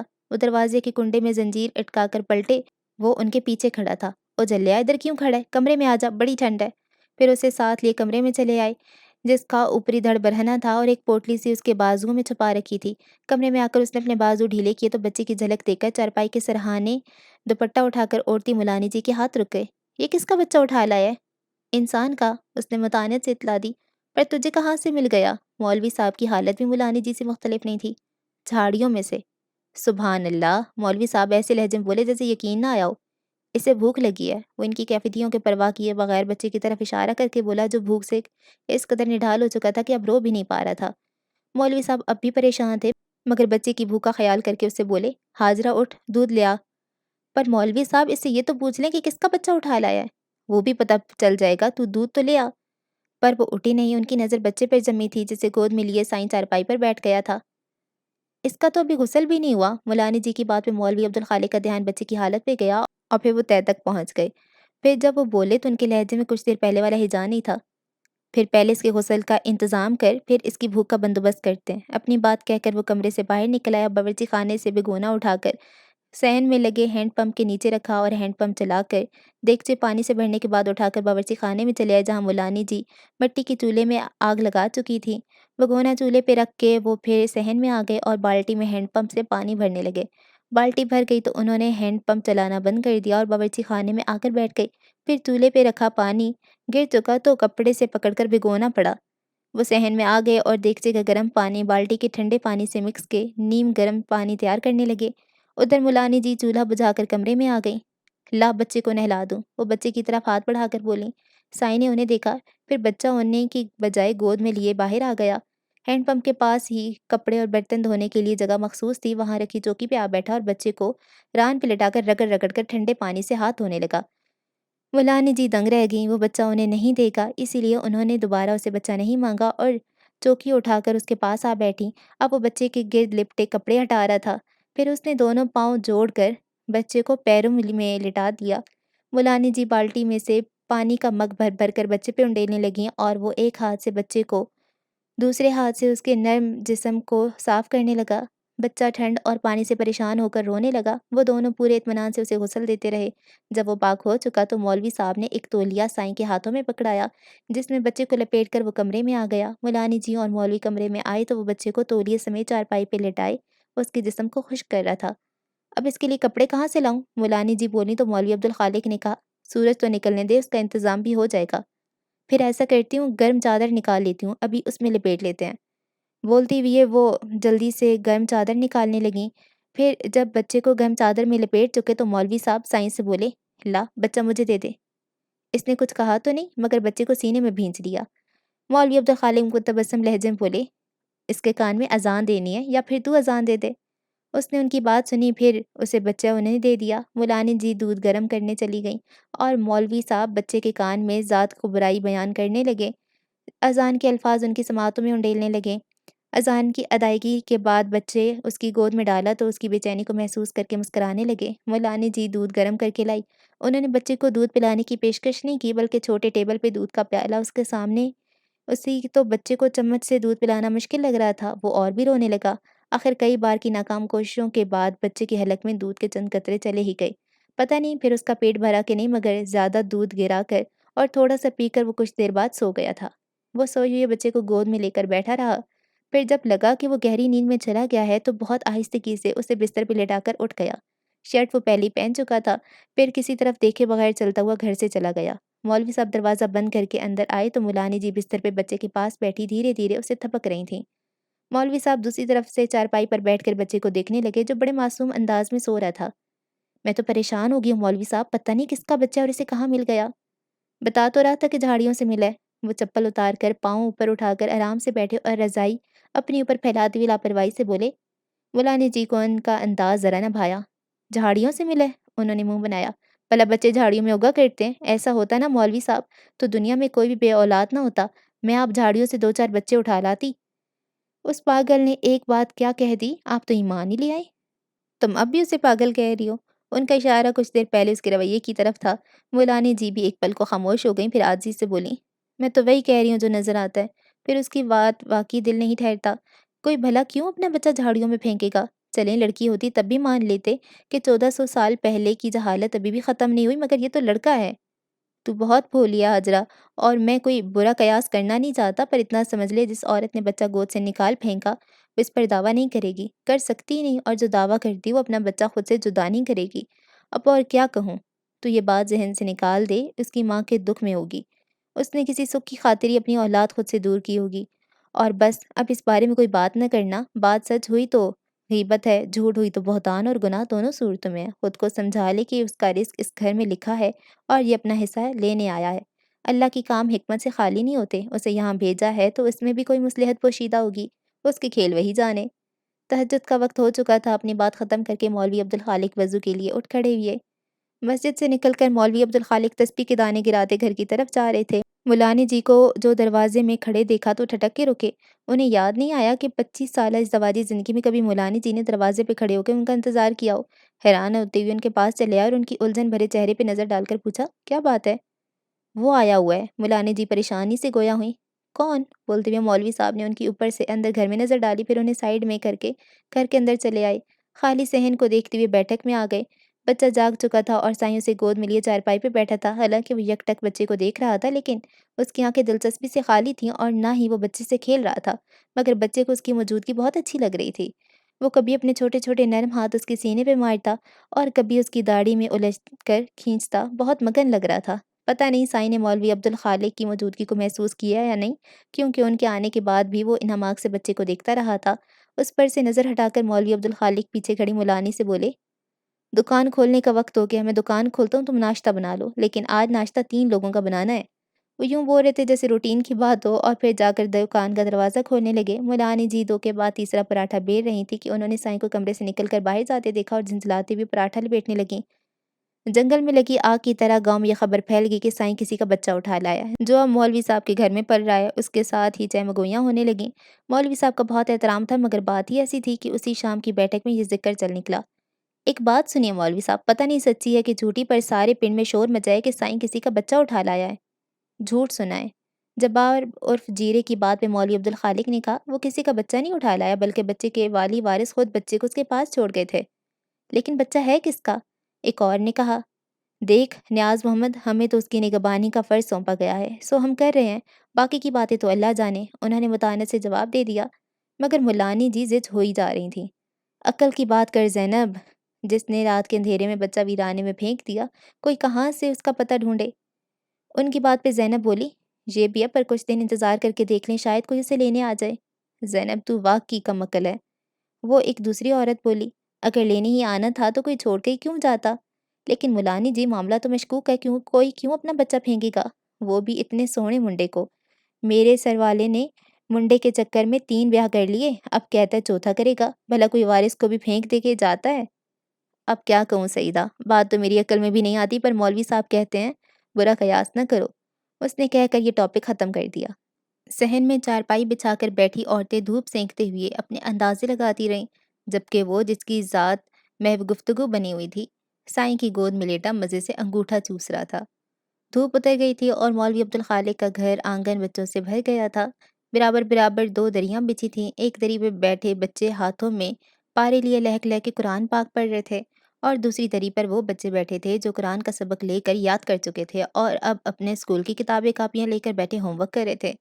سائی نے آج پہلی بار مولوی کے گھر کا رخ کیا تھا، حالانکہ کچھ دنوں سے وہ برابر ان کے گھر کے چکر لگا رہا تھا۔ وہ اور کچھ دیر بچے کے ساتھ گزارتا، پھر اٹھ کر چلا جاتا، مگر جتنی دیر وہ وہاں رہتا بچے کے سارے کام خود کرتا۔ بچہ بھی اس سے مانوس ہو گیا تھا، وہ اسے پہچاننے لگا تھا۔ اسے دیکھتے ہی وہ مسکرا کے یوں اپنے ہاتھ پیر ہلاتا جیسے بلا رہا ہو، پھر جتنی دیر اس کے ساتھ رہتا کھیلتے رہتا، روتا تو بالکل بھی نہیں تھا۔ سائیں دروازے پہ آ کر رک گیا تو بچے تجسس سے اسے دیکھتے ہوئے آپس میں کسر پسر کرنے لگے۔ لو حساب کا سوال سمجھاتے ہوئے مولوی حساب نے دروازے کی طرف بچوں کی دلچسپی محسوس کر کے سر اٹھا کے دیکھا، پھر سائیں پہ نظر پڑتے ہی بشاشت سے بولے، او جھلیا، باہر کیوں کھڑا ہے؟ اب تو اس چوکھٹ پہ تیرے نام کے تعویذ گڑیں، سیدھا اندر آ چلا۔ وہ چلتا ہوا اندر آیا اور مولوی عبدالخالق کے ساتھ دری پہ بیٹھ گیا۔ اسے چپ دیکھ کر مولوی عبدالخالق نے کہا، کاکے سے ملنا ہے؟ اس نے دھیرے سے نفی میں سر ہلایا، پھر کہا، مجھے بھوک لگی ہے۔ سبحان اللہ، مولوی صاحب نے بے ساختہ کہا، پھر آوازیں دینے لگے، حاجرہ او حاجرہ، کھانا لاؤ بھائی۔ لیکن ایک منٹ، انہیں کچھ خیال آیا تو بول کر میں نے خیز نظروں سے اسے دیکھنے لگے، کھانا تو ضرور ملے گا، پر پہلے ایک کام کرنا ہوگا۔ اس نے سوالیہ نظروں سے انہیں دیکھا۔ مولوی عبدالخالق نے اس کے استفسار کو سمجھ گئے تھے، لیکن اسے کچھ بتانے کی بجائے وہ اشارے سے ایک بچے کو پاس بلانے لگے، ادھر آ۔ بچہ پاس آ گیا تو بولے، جا کر جبار سے کہے اپنا تام جھام اٹھا کر چل آئے۔ جبار کون؟ جیرا نائی؟ بچے نے معصومیت سے بولتے ہوئے تصدیق چاہی تو مولوی صاحب ماتھا پیٹ کر بولے، تم لوگ نام بگاڑنے سے باز نہ آنا، ہاں بھائی جا کر زیرے نائی سے کہو میں نے بلایا۔ اور بچہ ان کے کلسنے پر محظوظ ہوتا ہوا باہر گیا۔ اسے بھیج کر مولوی عبدالخالق سائیں کی موجودگی کو فراموش کرتے ہوئے بچوں کو پڑھانے لگے۔ سلام مولوی صاحب۔ جبار نے دروازے پر سے ہی سلام جھاڑا۔ مولوی صاحب اس کا سلام کا جواب دیتے ہوئے اٹھ کھڑے ہوئے۔ اپنا سامان ساتھ لائے ہو؟ جی مولوی صاحب، سب اٹھا لایا۔ اس نے اپنے کندھے سے لٹکے لکڑی کے صندوق کو تھپکا، پر آپ کے بال تو جمعے کو ہی تراشے تھے اور خط بھی بنایا تھا، پھر کیسے بلانا ہوا؟ اس کی بات پہ مسکرا کر مولوی صاحب نے سائیں کی طرف اشارہ کر کے کہا، تیری ضرورت مجھے نہیں اس سے ہے۔ پھر اس کے پاس آ کر بولے، چل اٹھ، بہت پھیر لیا اس طرح، اب تجھے انسان کا بچہ بناتے ہیں۔ اس کے بعد اندر سے میز اور کرسی منگوا کے اسے کرسی پہ بٹھا دیا۔ جبار پھرتی سے اپنا سامان نکال کر میز پہ رکھتا جا رہا تھا۔ سائیں کی جی میں جانے کیا آئی کہ آئینہ اٹھا کے اس میں اپنا چہرہ دیکھنے لگا۔ وہ چہرہ جسے مدت سے دھویا نہیں گیا تھا، بڑے بالوں اور نا تراشیدہ داڑھی میں چھپا ہوا تھا۔ اسے جیسے خود بھی اپنی پراگندہ حالی پہ یقین نہیں آیا۔ داڑھی کے چپچپاتے بالوں پر ہاتھ پھیرتی ہوئی اس نے اپنے اصل روپ کو یاد کرنا چاہا، پر حیرت کی بات ہی اسے اپنی صورت یاد نہیں آئی، اور آتی بھی کیسے؟ آئینے میں نظر آتا چہرہ اس قدر اجنبی تھا کہ اس میں سے پرانی نقوش ڈھونڈ پانا مشکل ہوتا۔ جبار نے اس کے کندھوں پہ تولیہ ڈال کر سر کے بال تراشنا شروع کیے۔ اس نے مدت سے سر نہیں دھویا تھا اور نہ بالوں میں تیل لگایا تھا، سو اب اس کی حالت جھاڑ جھنکار جیسی ہو رہی تھی، جسے کاٹنا آسان کام نہیں تھا۔ پر جبار اپنے کام کا کاریگر تھا، دقت ہوئی پر اس نے بالوں کو تراش خراش کی حد تک صحیح حالت دے دی تھی، پھر اس کی داڑھی کے بالوں کو معقول حد تک چھوٹا کر دیا۔ جبار اپنی طرف سے کام کر کے سیدھا ہوا تو اس نے ہاتھ بڑھا کر آئینہ اٹھا لیا۔ چہرہ اب بھی انجان لگ رہا تھا۔ بنا کچھ سوچے اس نے شیونگ کے لیے جھاگ بنا کر ہاتھ سے چہرے پہ پھیلایا، پھر اس طرح لے کر شیو کرنے لگا۔ اب اس کے چہرے کو بلیڈز کے رگڑ کی عادت نہیں رہی تھی۔ اس نے ایک ہی ہاتھ مارا کہ چہرے پہ کٹ پڑ گیا، مگر اس نے شیونگ روک کر خون صاف کرنے کی زحمت نہیں کی۔ اس کی حرکات و سکنات خوابیدہ سی تھی، جیسے وہ اپنی پرانی عادتوں کو یاد کر رہا ہو۔ وہ آرام سے شیو کرتا رہا، مگر اب اس کے انداز میں احتیاط تھی۔ داڑھی ہٹا کر اس نے تولیے سے جھاگ منہ پر سے صاف کرتے ہوئے آئینے میں دیکھا اور ماضی میں جھانکا۔ اب بھی اس کے چہرے میں کچھ اجنبی سا تھا۔ مونچھوں کو صاف کر کے اس نے پھر آئینہ دیکھا۔ اب اس کے چہرے سے شناسائی کا احساس ہو رہا تھا۔ اب کچھ بات بنی ہے۔ اپنی تھوڑی کو مسلتے ہوئے اس نے سوچا، یہ کپڑے لے اور جا کر نہا لے۔ ویسے میرا ناپ تجھے چھوٹا ہوگا، پر جو چیچڑے تو نے پہن رکھے ہیں ان سے تو یہ بہرحال بہتر ہیں۔ ابھی ان سے ہی کام چلا لے، کل تیرے 2 جوڑوں کا کپڑا خرید کر درزی کو سلنے کے لیے دے دوں گا۔ مولوی صاحب ہاتھ پہ اپنا ایک شلوار قمیض لیے اس سے کہہ رہے تھے۔ اس نے ان کے ہاتھ سے کپڑے لیے، پھر رسی سے تولیہ اٹھا کر غسل خانے میں چلا گیا۔ وہ اتنی دیر تک نہایا کہ مولوی صاحب مغرب کی نماز پڑھا کر آ گئے، مگر جب وہ گیلے بالوں کو تولیے سے رگڑتا غسل خانے سے برآمد ہوا تو دونوں میاں بیوی خوشگوار حیرت میں گرے اسے دیکھتے رہ گئے۔ اس کے بال جو مٹیالے رنگ کے لگا کرتے تھے، ان کی سیاہ رنگت कई बार साबुन से धुलकर निखर आई थी। गहरी सी आँखों की मकनातीसियत तो वैसी ही थी, लेकिन अब उनमें वहशत दिखाई नहीं दे रही थी। हाँ, मगर वीरानी जूं की तूं थी। आँखों के नीचे हल्के वाज़े हो रहे थे। रंग शायद यूं भी कदरे सांवला रहा होगा, मगर अब झुलसकर गहरा हो गया था। गालों का ढीला मांस बता रहा था कि ये चेहरा कभी पुरगोश्त हो था। अनाबी रंगत के होंठ, जो सख्ती से भिंचे रहते थे, उस वक्त नरमी से बंद थे, जिनसे चेहरे का तासुर ही बदल गया था। वहशत और दीवानगी की जगह संजीदगी और मतानत नजर आ रही थी। उसकी दराज कामत तो नजर आती थी, मगर शानों की चौड़ाई अब वाज़े नुमायां हो रही थी। अंदाज़ा लगाया जा सकता था कि वो कभी सेहतमंद जिस्म का मालिक रहा होगा, लेकिन अब उसका वज़न काफ़ी कम हो गया था। मौलवी साहब के कपड़े उसके लंबे कद पे काफ़ी छोटे थे। शलवार टखनों से ऊपर जा रही थी और कमीज़ घुटनों से ऊपर। उस पे मुज़हका ये हुआ कि कमज़ोरी की हद तक दुबला होने के बावजूद कमीज़ उसके चौड़े चकले सीने पर फंसी हुई लग रही थी। मगर उसने दीवानगी के आलम में देखा, उसके लिए उसकी बदली हुई हालत का वाक़ई खुशगवार थी। साईं की तो हालत ही बदल गई है मौलवी साहब, देखें ज़रा कैसा सोना रूप निकाला है। मौलानी जी की बात पे उसे देखते हुए मुस्कुराते लहजे में बोले, ये साईं नहीं है हाजरा, अल्लाह का बंदा है, अब्दुल्ला है। क्यों अब्दुल्ला? मैंने ठीक कहा ना? वो उन्हें ही देख रहा था, पर उसके इस्तफसार पर नज़र चुराकर गीला तौलिया रस्सी पर फैलाने लगा। मौलवी साहब की मैनेखेज़ मुस्कुराहट और भी गहरी हो गई। ना मान, तेरे ना मानने से उसकी बुजुर्गी और तेरी बंदगी में फ़र्क नहीं आएगा। और वो अनजान सा बना उंगलियों की मदद से अपने बाल सुलझाने लगा। मलानी जी ने देखा तो बोली, इधर आ मेरे पास, मैं बाल बना देती हूँ। और उठकर दीवार गिर अलमारी से कंघा पकड़कर वापस अपनी जगह पर आ बैठी। उसने सहन में पड़ी पीढ़ी उठाकर चारपाई के पास रखी, जिस पर मुलानी जी बैठी थी, और उसके पास बैठकर उनके सामने सर झुका दिया। मौलवी साहब की मुस्कुराती नज़रें उस पर टिकी थी, जो निगाहें नीचे किए किसी भी तरफ देखने से गुरेज कर रहा था, जबकि मुलानी जी उसके बाल बनाते हुए बोलती जा रही थी, देने वाले ने कितनी प्यारी सूरत दी है, पर तू है कि ख्वामख्वाह बिगाड़ रखी है। अब ना वो हालत बनाना, मुझे नहीं पता तुझ पे क्या बीती है। तेरे ज़ख्म उधर न जाएं, इसीलिए पूछूंगी भी नहीं। लेकिन एक बात कहूंगी कि अगर आज बीते हुए कल का मातम मनाया जाए तो उसकी नहुसत के साए आने वाले कर पर भी पड़ जाते हैं। जो हुआ अगर उसे भूल नहीं सकता तो याद करना भी छोड़ दे। ले, तेरे बाल भी बन गए। उसके बाल बन चुके तो उन्होंने कहा। तभी अंदर से बच्चे की रोने की आवाज़ आई।